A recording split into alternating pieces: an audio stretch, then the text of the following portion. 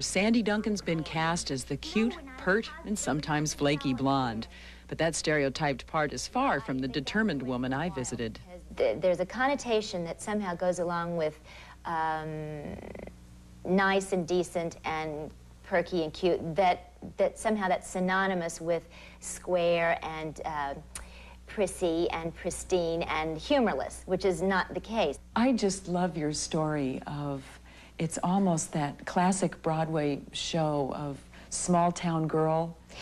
I think I started when I was 5, dancing, and a little bitty, we used to do pliés, holding on to, it was the American Legion Hall. We'd hold on to the crap tables and do our ballet bar in this little place in Overton, Texas. That's where I first lived. And then I continued dancing, and by 12 years old, I was working professionally, and all I ever wanted to do was be in a Broadway show, be a dancer. And I got to do that within a week of being in New York, so that left me with a lot of carrots to put in front of myself, right? Because I went, well, I've just been here and I'm doing that. So then I had to keep going, well, now I want to act, now I want to, yeah. So then you went on to Broadway, and you, at one point, auditioned in the 60s for the musical Hair.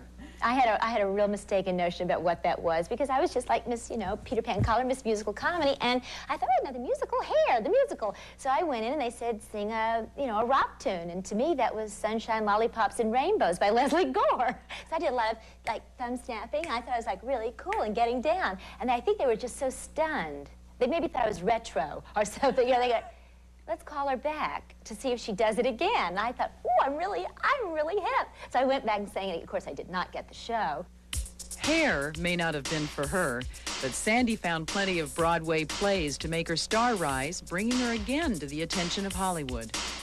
I was doing a show called The Boyfriend, and Fred Silverman came to see the show, and some people from, at that time, it was CBS. He was at CBS. And he said, you know, I think you would be very good in television, well, sitcom and so forth. And I came out and we did a pilot called Funny Face, and within the year I was out here filming it.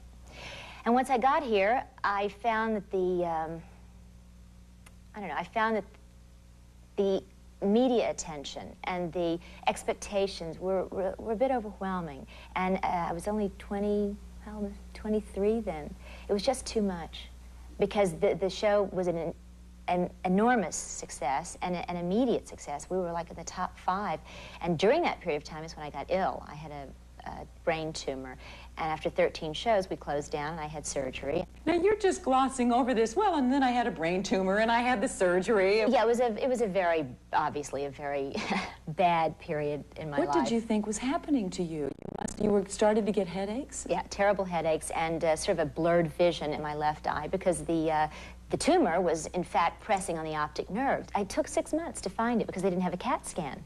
You see, it was just the year before the CAT scan. Now, if they had the CAT scan, they would have seen it immediately, operated. I would not have lost vision in my eye. So they thought I was crazy. They thought it was optic neuritis. They kept calling all these, you know, nerve conditions. And I thought, no. And I pursued it, luckily. And I checked into UCLA. When I came back, and within a week, they knew something was behind the bone in my eye. They didn't know what. So they went in, basically, I guess, to do an exploratory. And But here you were. They removed this tumor, put the top of your head back on. Stapled it back on. That's how they do it. And within, I guess, a month, I was out of the hospital and working by January. And that was in November. So it was a pretty quick recovery. And I think because I had to, I just had no choice. So I just got up and knew if I didn't get up and get back to it, I would be, first of all, intimidated by the cosmetic part of it. I was very self-conscious in the beginning. You said you didn't feel attractive. I didn't, and I looked down a lot because I was afraid, you know, people would try and go. And I figured after a while, it's their problem, they'll figure it out, you know, so. Sandy got her career back on track, but her first marriage to musician Bruce Scott had derailed.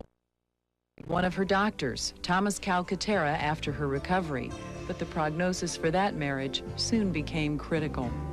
I was sort of the doctor's wife and trying to do my best in that job as I could, but it sort of broke down after a while because I don't think I was honest. I wasn't really fair to him.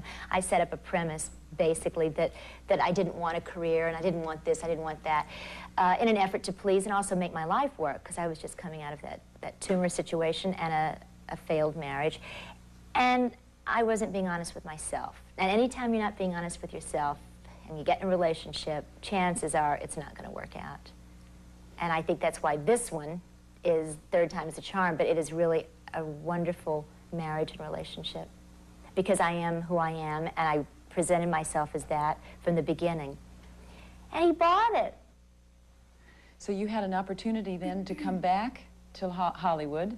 Well, I didn't have an opportunity, actually. It was another gamble. We took a look at where the theater was going, where musicals were going, and that's what both Don and I, he was doing Singing in the Rain at the time, and we said, you know, it doesn't look too healthy. So we made a choice to come out here and see if there was anything available and if there was any interest. It worked out. Yeah, it did. Yeah.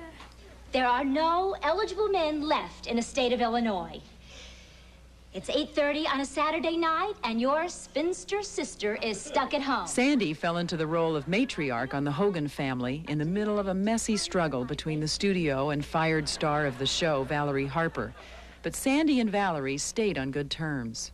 We've had contact through friends and also through the media, and I know her, sort of. We've met several times, and she has absolutely no animosity toward me because she knows what the reality of the situation was. What must that have felt like for you, going to work that first day? It was a little sensitive, a little tentative, a little eggshelly, but it passed very quickly because they're all warm, lovely, open people, the cast and the crew. What the hell is that? What? Oh, you mean this. You're smoking? I am not. When we return, Sandy and her better half, husband Don Correia.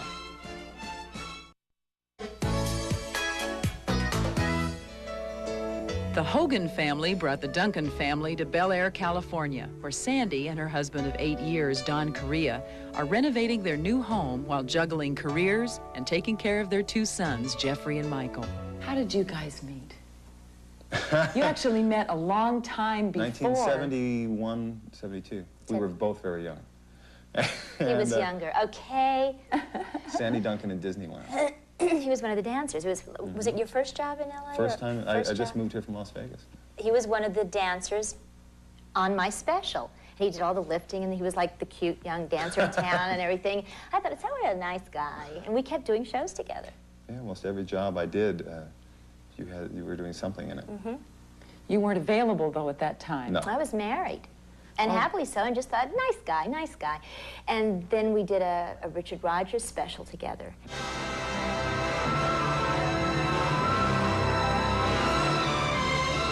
And I thought, nice guy. Nice No. guy. And I just put it out of my mind. And then when I separated and did this nightclub act, the choreographer said, we've got to get Don Correia if he's available. We've got to get Don Correia if he's available. And I said, yes, that'd be really nice. What a good idea. What a great idea you had. So Don was one of 2 men in the act. Reed Jones was the other fellow. And we did that for a year and a half, 2 years.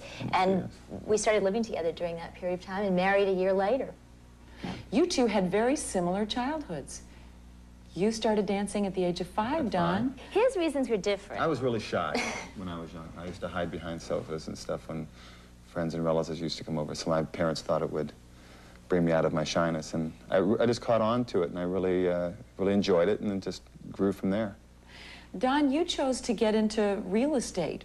Was it because the dance thing was getting to be too much? Well, because there wasn't, it was the actors' strike was the original catalyst for it. There was nothing going on, so I thought, you know, to spend the time constructively, what the heck, and it's become a lot of fun, and I can organize my both careers, you know, because I'll have a showing or something in the morning, then I'll have an audition in the afternoon, and I have the flexibility to do that. So at this point, it's working great. I think at some point in my life, I'm going to have to make a choice if I'm going to do one or the other. Right now, what do you think that choice will be? There's just not a lot of call for, you know, musical comedy, like Sandy was saying earlier, is not really happening, and it takes a while to break into the television thing and all that. I just think that in the long run, it's going to be my second career. But it's heartbreaking having danced with him and seen him in shows to know that what we trained to do all our lives, and he became one of, I would say in musical comedy, I'm one of 6 people that do what I do, sing, dance, and act, that would head up a musical. Don's 1 in maybe 3, 4. And to get to that point and then go, there's no product, excuse me? You feel like a vaudevillian a bit. I'm doing 2 shows next year, early in the year, just as kind of to have some fun and to do it, just kind of work out, and you know, so that'll be fun. But besides that, I think I'm really trying to focus my energies on real estate. You two have had a long and happy marriage. You've got 2 adorable kids, but you both have careers. We really have the luxury of having access to our kids, as busy as we are, probably more than most people who have jobs that, you know, have these regular hours that go off. And because I'm the star of the show, I'm allowed to bring my kids onto the set, you know, during rehearsal and stuff. It's a luxury. You know, a lot of moms go off to work, and today most moms go off to work, and they can't see their kids till they get home. I feel fortunate. Yes, we have problems. Everybody does. But to carp is not a very gracious thing to do when there's so many people that have so very little. Do you know? And I get a little annoyed sometimes with the royalty syndrome in our business. That bothers me a bit. The royalty syndrome? Yeah. I mean, there are 2 kinds of people in this world. They're the guests and the hosts. You know?